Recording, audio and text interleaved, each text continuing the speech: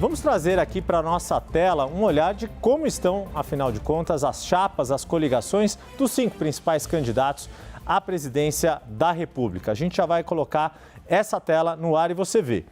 Começando aqui na ordem que o nosso agregador de pesquisas Índice CNN tem trazido os resultados, Lula, candidato pelo PT, como destacou Isabel Mega, já o mais experiente dos candidatos a disputar a presidência da República, tem como vice já definido Geraldo Alckmin, do PSB, e uma coligação totalmente à esquerda, muito parecida com a coligação de 2022. Talvez o destaque seja ter conseguido, depois de algumas eleições sem ter como seu aliado já em primeiro turno, o PDT, que nas outras últimas eleições vinha lançando Ciro Gomes. Flávio Bolsonaro, como Jussara Soares bem destacou, ainda não só não definiu a vice, mas também está com a coligação em aberto e caminhando muito mais para uma direção que outros candidatos já adotaram, que é a chapa pura. É o caso de Ronaldo Caiado, que vai ter Gilberto Kassab como vice, e Renan Santos do Missão, que vai ter o coronel Haroldo Medina como vice. Por fim, Romeu Zema também na mesma situação, ainda sem definição de vice, que ele próprio disse que vai ficar para o último minuto ali no dia 5, quarta-feira, o prazo final para os partidos formalizarem as atas de convenções e as decisões internas e também à espera de eventualmente uma coligação. Deixa eu começar com os nossos 2 colegas que estiveram na convenção do PT. Isabel Mega pegou o avião direto de São Paulo para Brasília para se juntar a nós aqui. O Caio Junqueira também esteve além da convenção do Missão. Caio, começando contigo, você destacou muito como o Lula tentou vender uma perspectiva de futuro, embora no que diz respeito às negociações, às alianças, jogou muito numa seara conhecida. O campo da esquerda, o campo progressista e aparentemente, como a gente destacou no Sobe Som ali, né, na fala dele, querendo dobrar a aposta naquilo que ele realmente acredita, como se não fosse ser tão pragmático quanto em outros governos, Caio. Bom, Yuri, boa noite a todos, aos amigos.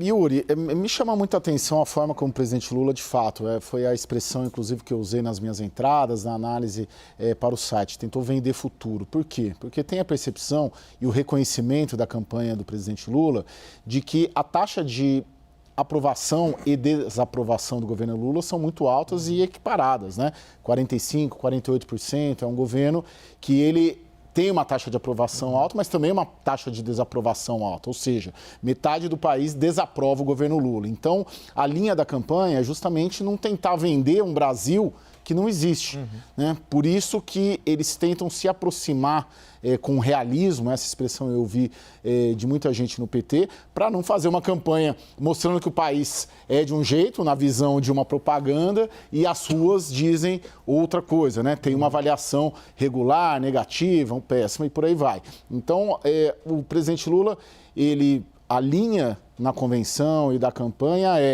o país, nós pegamos ele, destruídos pelo bolsonarismo, nas palavras dele, estamos reconstruindo, não está o país ideal ainda, mas votem em mim, no caso no Lula, para que o próximo governo nós consigamos avançar nas melhorias que nós já estamos fazendo. E aí ele apresenta ali uma série de fatores, eu destaco um programa especial para idosos, que o presidente Lula citou ontem, tem a questão do feminicídio, né, que é muito citado e muito presente, infelizmente, na vida do brasileiro, minerais críticos, desenvolvimento de indústria de defesa, ou seja, ele vende futuro, né? Ele reconhece a realidade das suas, uma alta taxa de desaprovação e tenta não vender algo, um país que não existe para ele, projetando ali um Lula 4. Agora é interessante esse ponto que você coloca, Caio, que a Isabel Mega nos destacou, né? A gente tem visto, talvez um dos pontos diferentes desta atual campanha, ou do que se vai embicando para a campanha oficial agora em agosto, ao longo de todo o ano,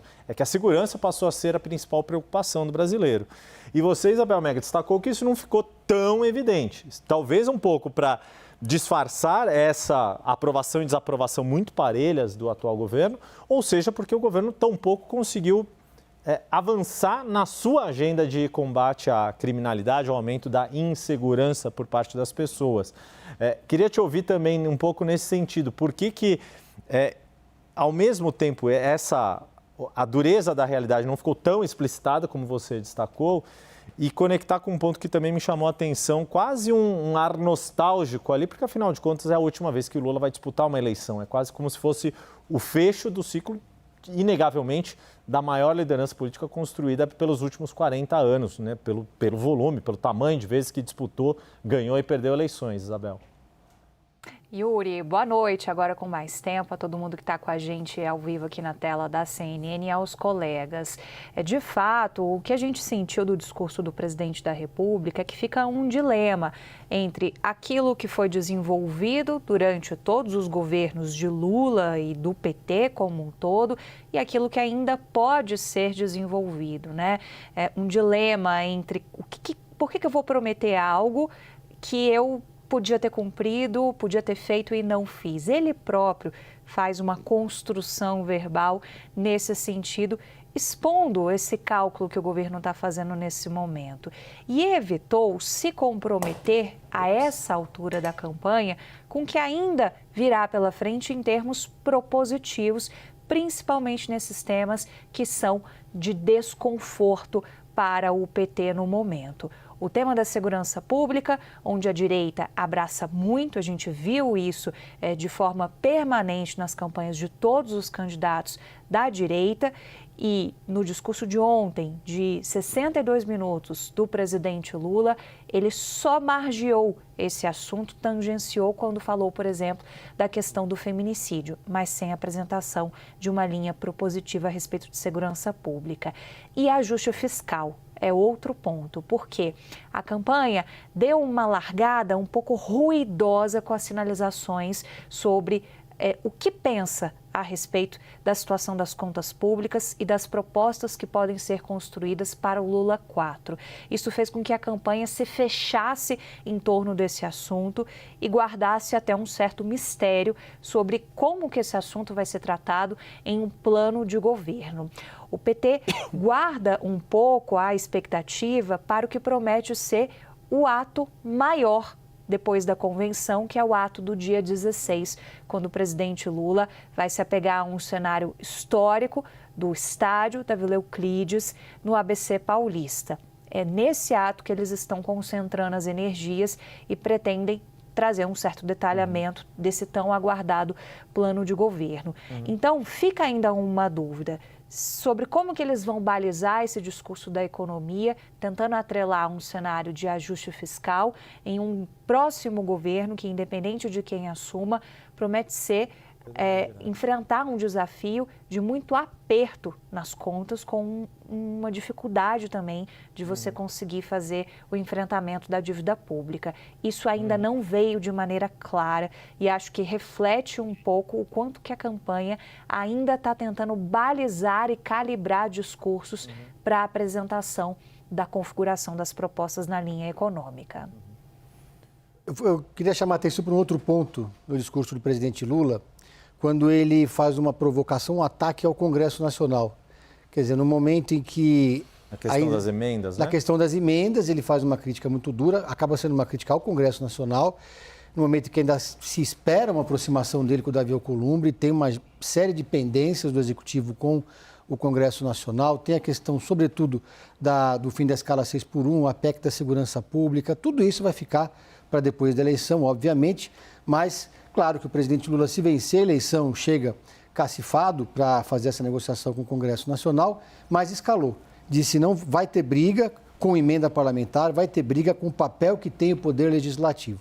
Me parece uma sinalização de que a briga vai além, que o presidente Lula, no quarto mandato, vai querer tentar, pelo menos, reverter essa questão das emendas impositivas que engessam o orçamento do Executivo. Vou chamar a atenção aqui, Yuri, porque eu ouvi hoje de uma fonte do Centrão Raiz, que diz o seguinte, olha, é um discurso muito perigoso do presidente Lula. A gente sabe que ele está ali avançando sobre as emendas parlamentares e tem uma sinalização positiva do judiciário, né? O ministro Flávio Dino começou essa disputa ali no ano passado.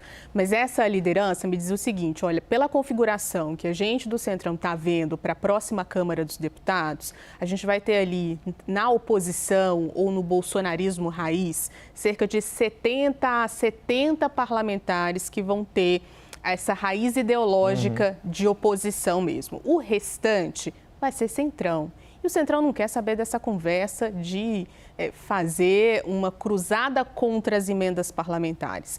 Então, mostra até uma coragem, disse essa fonte, do presidente Lula subir num palanque e se colocar nessa cruzada contra as emendas parlamentares num Congresso que vai ser muito mais amplo para o Centrão. Ele vai ter que enfrentar uma Câmara dos Deputados muito mais voltada ao Centrão e provavelmente um Senado mais voltado à direita e à oposição bolsonarista.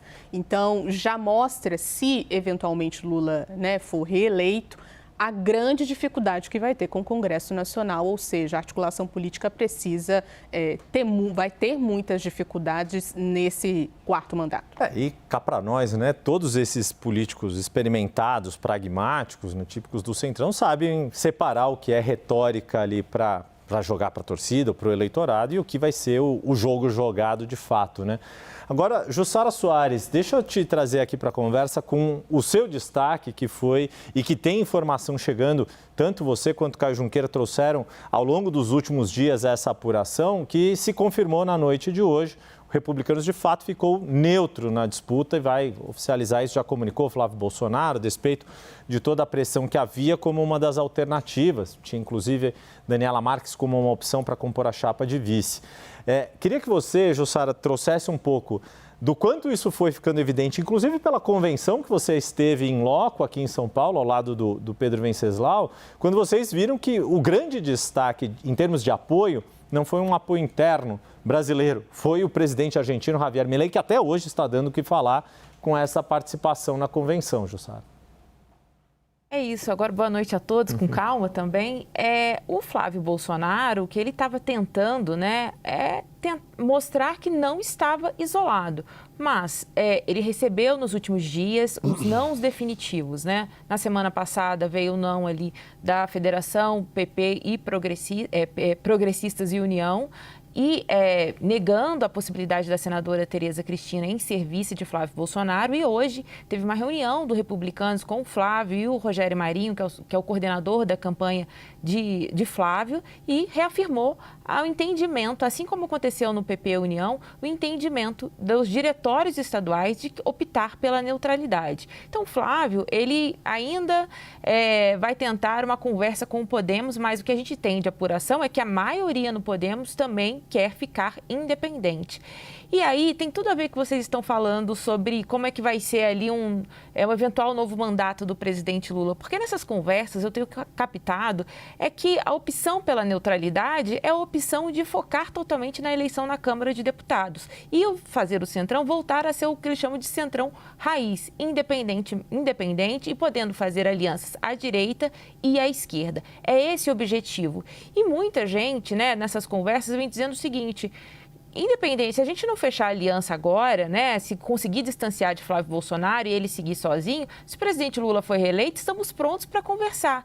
E aí há uma avaliação também que até mesmo essa questão das emendas podem ganhar uma nova configuração. Então, o jogo vai mudar muito ainda até o resultado da eleição. O fato é que, neste momento, a opção do Centrão, desses partidos que já disseram não a Flávio Bolsonaro, é deixar uma porta aberta para compor, ou ao menos conversar com o presidente Lula se reeleito. E aí a gente chama a atenção para um outro ponto aqui, que é Flávio Bolsonaro, que já vem com uma candidatura bastante baqueada pelas questões que vêm sendo reveladas em relação, desde que foi revelado o áudio dele para Daniel Vorcaro, dono do Banco Master, pedindo aquele financiamento para o filme sobre a vida do ex-presidente Jair Bolsonaro.